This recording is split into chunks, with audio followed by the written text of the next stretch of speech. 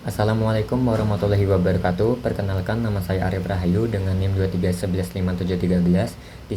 Di sini saya akan menjelaskan project UAS Data Mining dengan dosen pengampu Bapak Gusnawi Eskom M.Eng. Di sini saya menggunakan data analis dengan judul CV Analyst Dataset dengan besar dataset sebesar 2,45 GB. Nah, sebelumnya untuk soalnya ini, yang pertama kita membangun sebuah model dengan ketentuan wajib menggunakan data publik.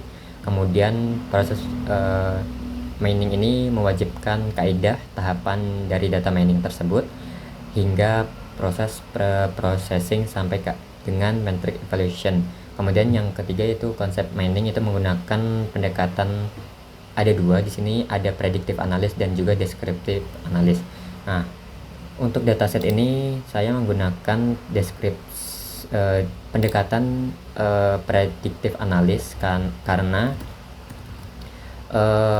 dataset ini memiliki label kategori, yaitu pertama ada profil dataset, preprocessing, EDA, seleksi filter, modeling, dan evaluasi model. Oke, kita lanjut ke projectnya. Nah, sebelumnya untuk deskripsi dataset ini merupakan kumpulan lowongan pekerjaan global yang dihimpun dari 3 platform rekrutmen ternama. Ada Jobscare dari Amerika Serikat, Naukri.com dari India, dan Seek.com.au dari Australia. Nah, dataset ini mencakup lebih dari 15.000 entry dengan atribut kritis seperti judul pekerjaan, deskripsi pekerjaan, lokasi, nama perusahaan, tipe pekerjaan, serta informasi pendukung seperti rentang gaji dan tanggal publikasi.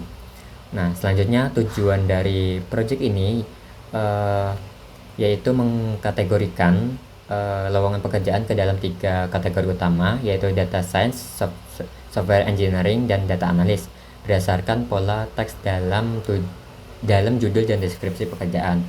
Nah, di sini ada 4 poin tujuan. Yang pertama yaitu mengintegrasikan data heterogen dan dari 3 sumber berbeda melalui standarisasi kolom dan penanganan missing values. Yang kedua, mengekstraksi pola teks kritis menggunakan teks preprocessing dan TF-IDF vectorization untuk mengidentifikasi kata kunci penentu kategori, misalnya machine learning. Nah, yang ketiga, mengembangkan model prediktif berbasis random forest yang mampu mengklasifikasi lowongan dengan akurasi tinggi. Kemudian yang terakhir, memberikan insight bisnis tentang distribusi permintaan kompetensi teknis di pasar kerja global untuk mendukung keputusan strategis talent acquisition dan pengembangan kurikulum pendidikan. Oke, kita lanjut ke dalam proyeknya. Nah, yang pertama di sini saya akan mengakses memuat dataset dari 3 sumber berbeda, yaitu dari AS, India, Australia ke dalam lingkungan ataupun ke dalam project Google Colab ini. Nah, Google Drive ini untuk mengakses file yang sudah saya unggah ke dalam drive. Ke dalam drive ini sudah saya masukkan datasetnya. Oke, kita lanjut.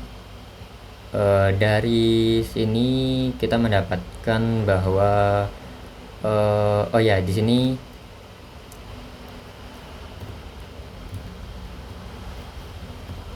jadi di sini kan tadi ada 4 dataset. Ya, ada 4 dataset CSV. Tapi kenapa di sini kita menggunakan hanya 3 dataset? Karena yang dataset keempat atau Seek Australia Pro Processing ini itu sudah dataset yang sudah diolah, sehingga kita tidak menggunakan dataset tersebut. Nah, lanjut, kita di sini mendapatkan bahwa struktur kolom dari masing-masing dataset. Nah, ini ada banyak sekali ya. Nah, lanjut ke dalam standarisasi kolom dan gabungan data. Nah, di sini kita mulai menyatukan struktur kolom dari 3 dataset menjadi format seragam untuk analisis terpadu atau untuk melihat dataset menjadi satu. Nah, fungsi dari standarisasi ini itu dibuat untuk mengubah nama dari kolom, misalkan job title menjadi title. Nah, kemudian menangani lokasi berbeda per negara, misalkan AS dan Australia digabungkan menjadi city atau state yang ini. Kemudian menambahkan kolom country untuk menganalisis geografisnya. Nah, dari dataset ini digabungkan dengan PDI Concat ini atau Concat setelah standarisasi hasil dan signifikasi. Kemudian data ini tergabung dalam satu data frame dengan 5 kolom, yaitu ada title, company, location, description, dan country, yang memungkinkan analis holistik tanpa bias struktur datanya. Nah, di sini kita dapat ya untuk title, untuk company, location, deskripsi, country-nya dari user dan lain sebagainya. Nah, di sini untuk mengecek kolom yang tersedia setelah penggabungan dataset, ternyata kolomnya sudah ada, yaitu title, company, location, deskripsi, country, dan description clean.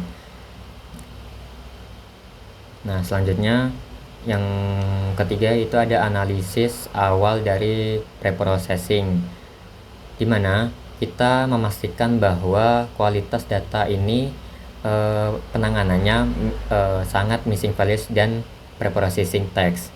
Nah, di sini kita mengecek missing values terlebih dahulu, mengidentifikasi kolom dengan nilai kosong. Misalnya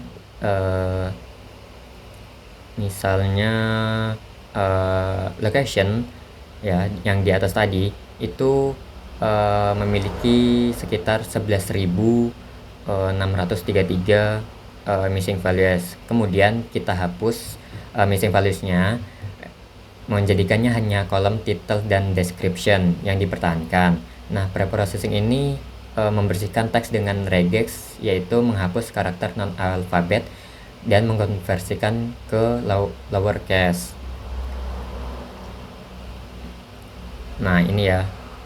Nah, missing values-nya ini titelnya menjadi 0, company jadi 1, location menjadi 11.633, kemudian deskripsi 0, country 0, deskripsi clean 0, kemudian data tipenya itu integer 64.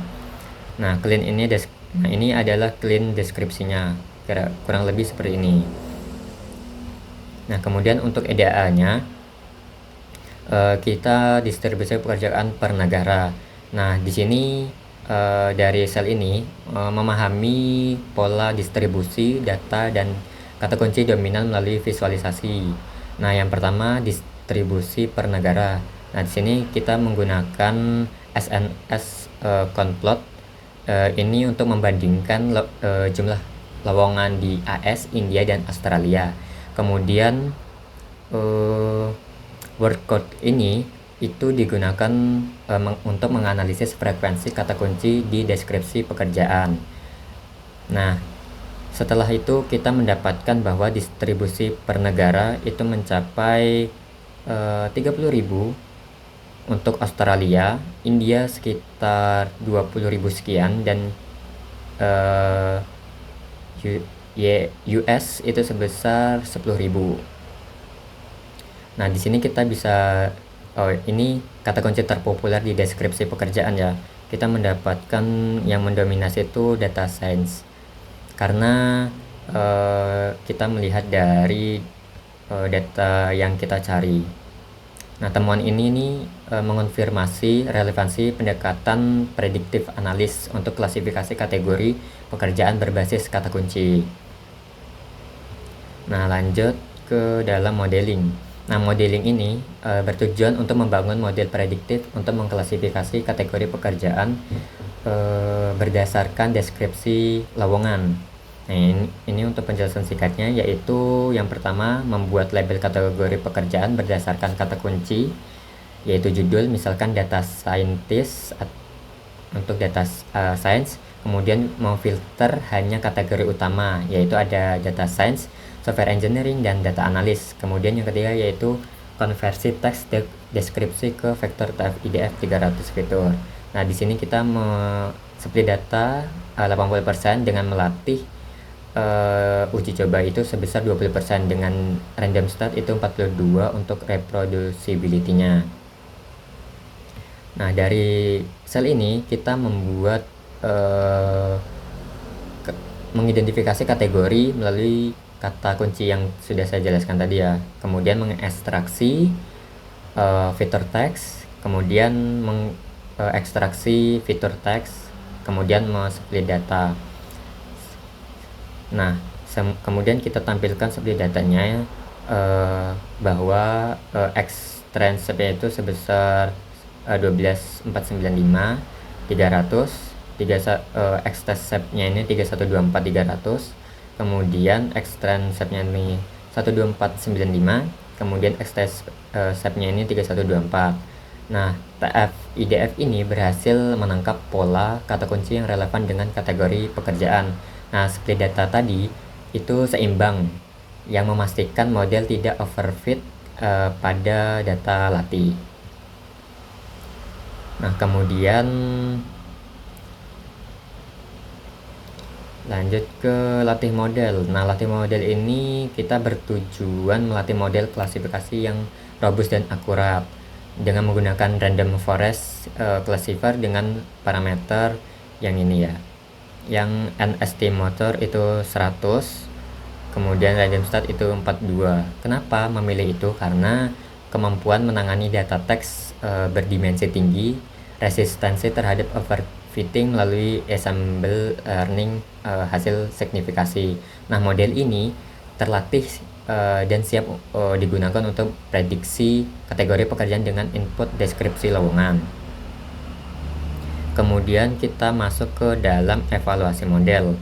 Nah, evaluasi model ini bertujuan untuk mengukur kinerja model menggunakan matriks kuantitatif dan visualisasi. Nah, matriks ini mendapatkan akurasi sebesar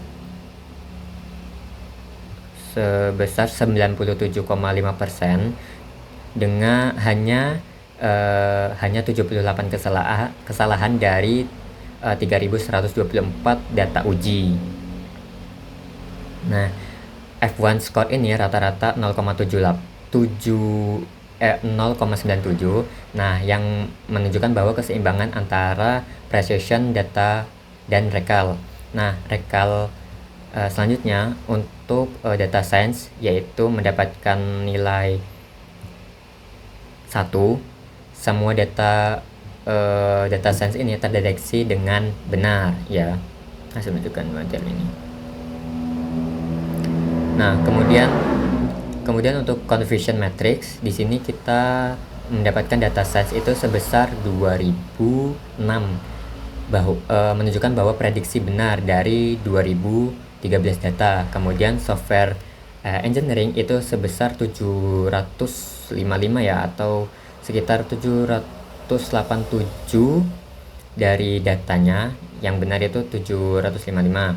Kemudian kesalahan utama yaitu sebesar 11. Data analis diklasifikasi sebagai data science. Nah, hasil signifikasinya itu menunjukkan bahwa akurasi ini menunjukkan sebesar 97,5%, menunjukkan model ini sangat baik dan handal untuk prediksi kategori pekerjaan. Kemudian recall ini menunjukkan sempurna untuk data science dan juga mengindikasikan model tidak melewatkan satupun lowongan di kategori ini. Kemudian confusion matrix ini mengkonfirmasi minimnya false positif dan false negatif, terutama untuk kategori dominan. Nah, mungkin tambahan saja untuk penjelasan ini itu saya menggabungkan dari 3 dataset dari 3 negara, yaitu untuk meningkatkan representasi data, kemudian untuk mengurangi bias geografisnya juga, kemudian preprocessing teks kritis, di mana tanpa cleaning teks model ini tidak akan mampu mengenali pola kata kunci, misalnya yang tadi data analis atau ML engineer atau lain sebagainya. Kemudian insight IDA Oh ya, Insect EDA ini mendominasi kata kunci yaitu data science ya, data science dan machine learning. Machine learning yaitu kenapa muncul karena sangat menunjukkan permintaan tinggi untuk profesi di pasar kerja. Oh ya, saya ulangi, untuk Insect IDEA itu data science ya, untuk menunjukkan permintaan tinggi untuk profesi di pasar kerja. Kemudian untuk akurasi, kenapa di sini bisa tinggi yaitu sebesar 97,5%, karena kata kunci yang kita cari di data science dan machine learning ini sangat konsisten muncul di deskripsi pekerjaan terkait, sehingga model mudah mengklasifikasinya ya. Kemudian lanjut ke implikasi bisnis. Model ini dapat digunakan perusahaan untuk otomatisasi kategori lowongan dan menghemat waktu rekrutmen seperti itu. Kemudian dari project ini atau model ini mendapati sedikit keterbatasan, yaitu mungkin model ini kurang akurat untuk kategori yang minoritas, misalnya data analis, karena jumlah datanya lebih sedikit. Kemudian untuk solusinya mungkin menggunakan oversampling atau smooth untuk kelas minoritas. Nah, di sini bisa kita lihat bahwa akurasi 97,5% ini sangat konsistensi tinggi di seluruh matriks. Model ini mempengaruhi atau memenuhi kriteria high performance classifier untuk menganalisis pasar kerja berbasis teks seperti itu. Nah, mungkin hanya itu ya yang bisa saya jelaskan. Nah, dari kesimpulan proyek ini kita berhasil mengimplementasikan seluruh tahapan data mining dengan akurasi sebesar 97,5% dengan konsistensi tinggi dengan klasifikasi kategori dalam pekerjaan data analis, data science, dan software engineering. Nah, model ini menunjukkan performa luar biasa ya. Terbukti dari F1 skor rata-rata sebesar 0,97 dan rekal sempurna yaitu 1 untuk kategori data science. Nah, kemudian kategori ini mengidentifikasi kemampuan model dalam mendeteksi kelas dominan tanpa false negatif. Kemudian conversion matrix memvalidasi minimnya kesalahan klasifikasi dengan 2006 prediksi tepat untuk data science dari 2013 data yang didistribusi support yang seimbang antar kelas seperti itu.